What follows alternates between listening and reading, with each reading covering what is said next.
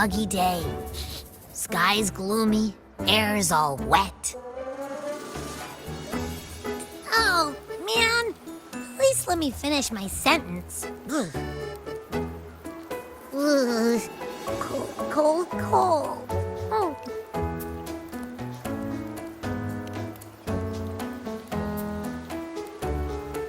All right.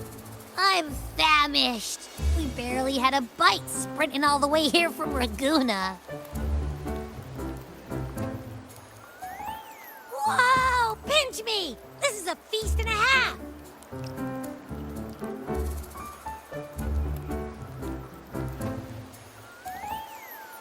Hey, Rover. So, we did bring enough money, right? I mean, we kind of rushed out without grabbing anything. Oh, that? Don't worry. Money's not an issue. Augusta made sure we're covered. All our food and lodging here in Septimont is billed straight to the F4's palace. But I think the owner might have overdone it a little. Ha! Better get used to it. You're the champ of the Great Aegon. And you know me. If food's on offer, I'll be a scoffer. Yeah, no leftovers, guaranteed.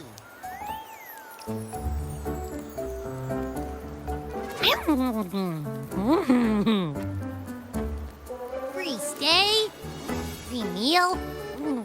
Professor really knows how to treat guests. Maybe we should, hang around a bit longer.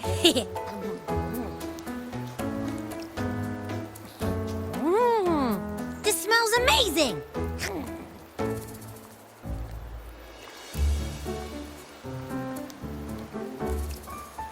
Abby, what do you think Imperator wants me to find? If Cardathea's right, the last clues should be somewhere on the Sanguis Plateaus. We're so close to the finish line, just one step away. But our pace is slowed. Relax. We're already back in Septimont. What's the rush? I remember Lupa said there's this weird blight cloud hanging over the Sanguis Plateaus. And when the high tide, or whatever, rolls around, all the gladiators go there to hunt tacit discords. Wait, is the high tide coming up soon? The Afra's invite did say something about a big hunt. Huh, that reminds me. Aren't we supposed to meet her today? A messenger came this morning. Augusta is dealing with an emergency, so our meeting's postponed. It looks like it'll be a while. An unexpected change. It's throwing everything off course. I don't like the feel of it. And why me for this hunt? If it's about the Great Aegon. The messenger said none of the other gladiators were invited.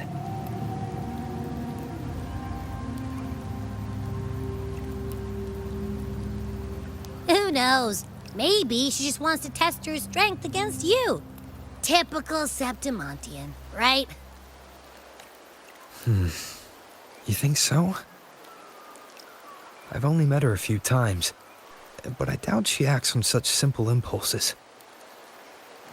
And as the F4, is she really in a position to do whatever she wants?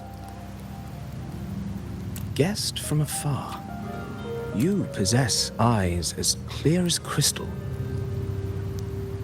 But what troubles you so that eyes once bright as the highland sky now darken with rolling clouds?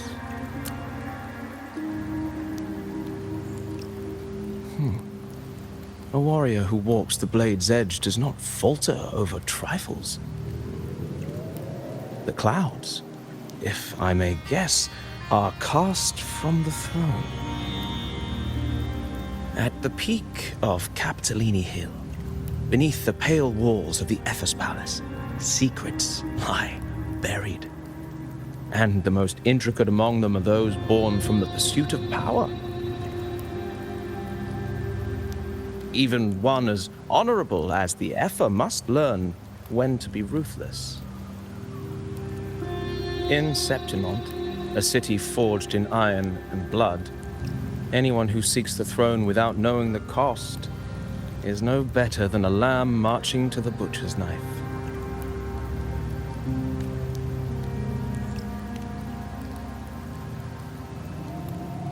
I am Nestor, a traveling poet.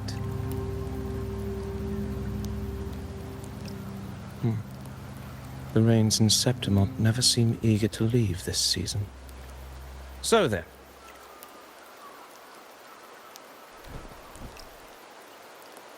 If you are curious about the Effa, then allow me to say that nothing would honor me more than to offer even a modest service to the champion of the great Aegon. Wait, how do you know he's the champion? And all that stuff about the F-Word, too. Oh, your eyes. Were we talking too loud? To see and to hear are but two of the many ways to perceive. Trusting the senses is a habit, a natural expedience, but not the only option. Truth be told, I've been gathering inspiration for my next epic, and its protagonist is none other than Augusta, the Effa of Septimont. That's why I speak of her with some familiarity. I have a feeling your tale with her will soon be written. And knowing more about those who walk alongside you is rarely without its benefits.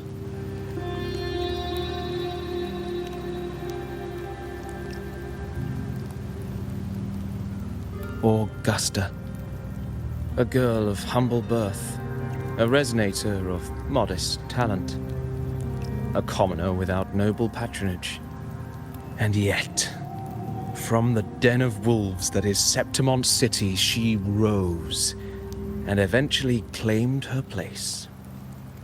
Just like the burning sun was once a cloud of dust.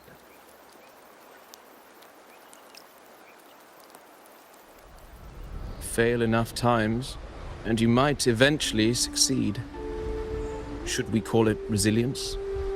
Or mere stubbornness? Or perhaps, for a girl who has lost everything, there was never a second option. She had no one to trust but herself, and naught but a blade to hold. And yet, as the first stanza of an epic, this is nothing extraordinary. Since the lament, across the scorched lands of Solaris, I've heard this story repeat itself, again and again. Greatness. Yes, our era has certainly seen it. But true greatness is never found on the first page of a story. Courage, glory, and honor. Such immortal virtues have been etched in tablet and stone. They are never forged overnight. Light as a thread, elusive as the wind, they weave themselves into every twist of fate, tangling with every insignificant choice we make. I don't know. It's just unbelievable. The Augusta he's talking about, and the F-Word we saw in the arena. No way they're the same person. A girl far from home, arriving in the city upon Capitolini Hill in pursuit of strength. No title, no status, no wealth. I doubt anyone at the time could have imagined her rising to where she is now. Do you mean Cato? Do you believe Cato handed her that final victory on purpose, and that his scathing words were a test of her resolve?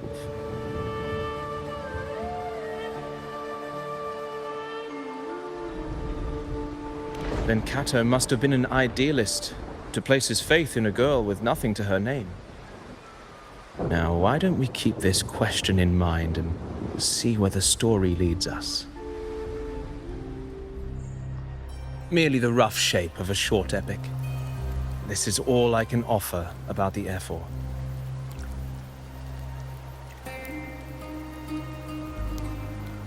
Now, as a listener, what do you make of my narration?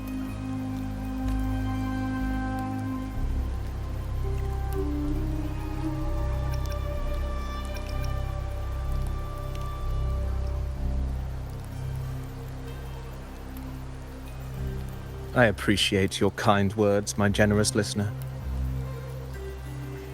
I am only a humble wordsmith, spinning verses and rhymes.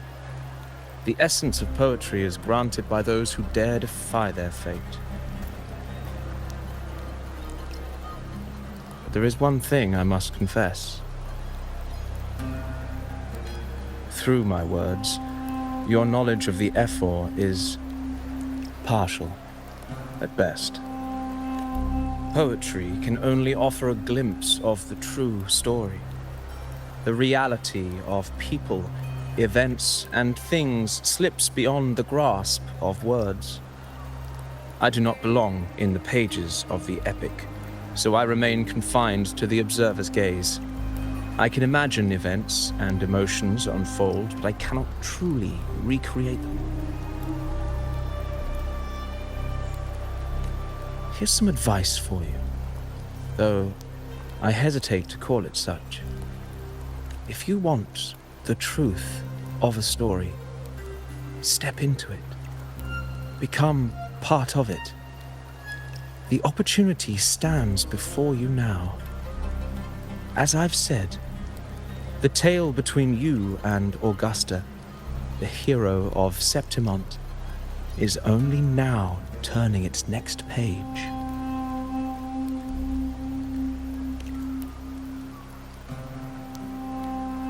It's not difficult to see.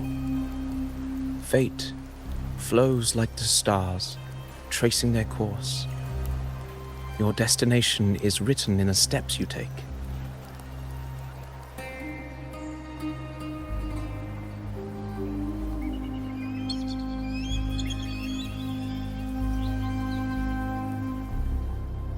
The rain is passing. I hear it ceasing its symphony upon the earth. It is time for farewells.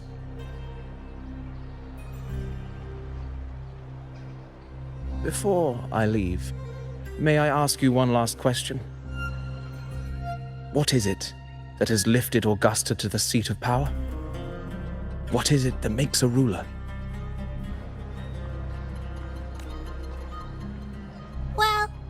I'd say strength. Let's be real. There's no way Augusta could have passed those trials without strength. Rover, what do you think?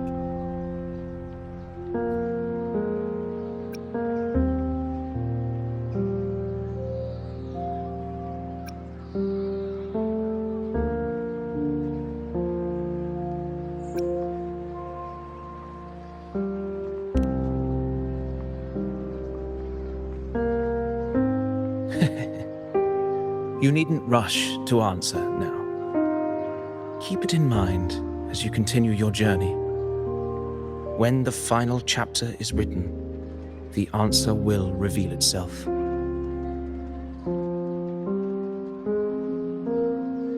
Farewell, my friend. Our paths crossed by fate and by chance. Soon, after this brief encounter, everything about me will be gone with the wind. But you, your epic continues.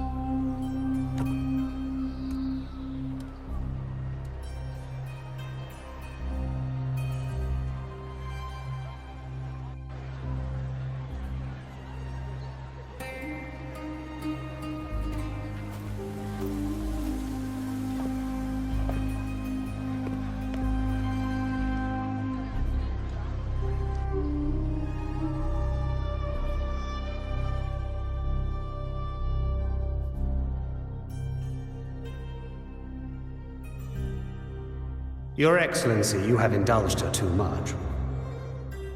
As the priestess, Yuno is far too unruly in both action and word. It's a disgrace to her title. Indeed. She entered the palace unannounced, uninvited, and with no decorum. A blatant affront to the authority of the palace. Same as always. Senators, all she crossed was a doorway. One too insignificant to carry the weight of our authority, or defend anyone's fragile pride.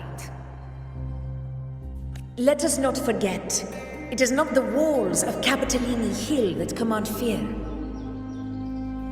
It is my will, my sword, and our relentless conquest. I know your fear. You fear a priestess's voice drowning yours, and a rebel challenging the Senate's rules. But listen well. Power does not bow to sycophants, cowering behind their traditions. If you seek power, then step from the shadows. Face me, and prove yourself worthy.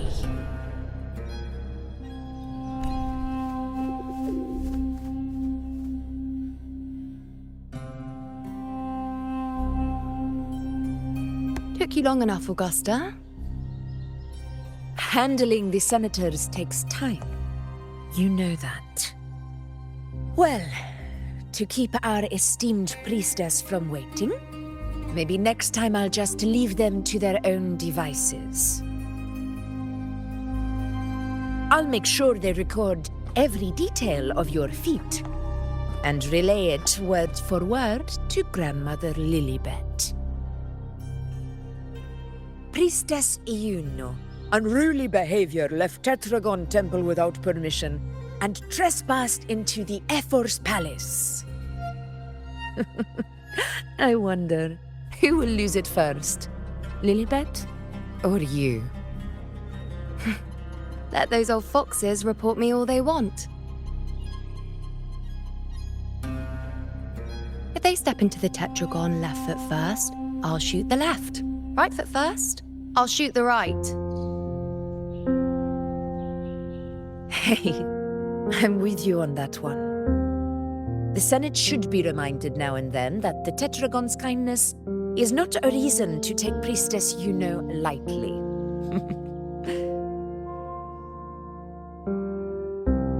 Why didn't you wait there? I had everything handled. We depart for the hunting ground tonight. If anything changed, you could have reached me by my terminal. You didn't need to come all the way here.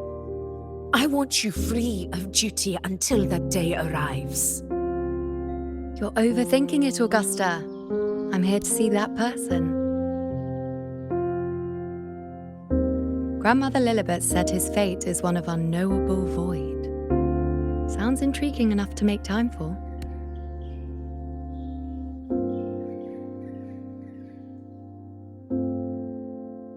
So that's it?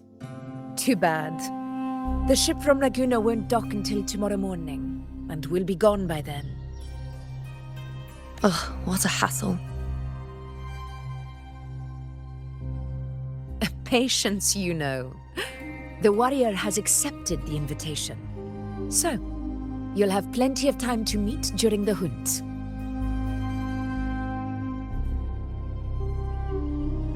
Is there something else you want to say? I read Grandma Lilibet's book of prophecies. The hunt and our plan, neither end well. Are you sure we should go through with this? Risk does not trouble me. Peril simply requires greater strength. But really, when did you start caring about the temple's traditions?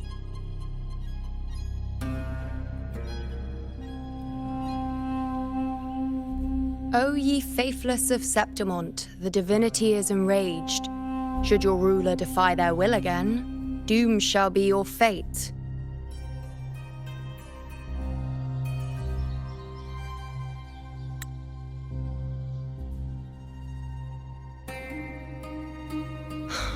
Lately, I've been hearing murmurs from the nobles again about the ancient prophecy from Raguna. I will admit, those words once carried weight. But when our ancestors crossed the waters and climbed these hills, Raguna's divinity didn't get a seat on the ship. And the priestesses all said the prophecy was incomplete. Only the hero of heroes, wielding extraordinary power, risen from the dark tides, shall bring eternity to Septimont. Then shall the waters quiet, the tempest still, and glory return with the blood of the old king. Do not forget, this is the other half of the prophecy. Fabius, Attilius, Valeria, one after another, these heroes have saved Septimont from the brink of ruin. As long as a hero stands, no disaster can break this eternal city. What if this time is different? What if ruin is our fate? Then I will sever that fate with my blade.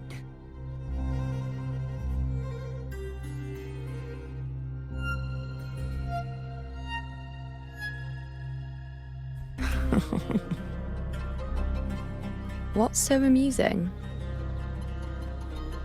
So, the fearless priestess Iuno can be frightened after all. But it's fine. If you're afraid, don't push yourself. I can handle this alone.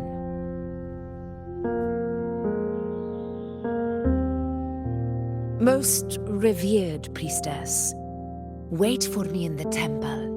I shall return victorious.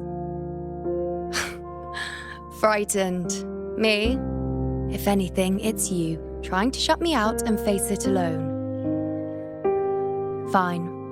Go ahead. You'll come back to me sooner or later. That I can't deny. I knew it. So you do need me for this hunt. Thank you.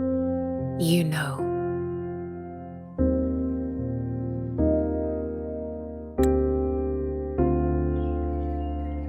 Why are you saying this?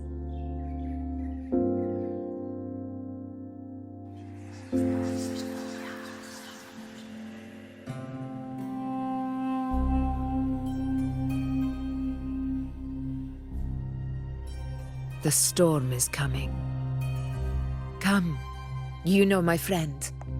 The best way to greet a storm is to walk straight into it.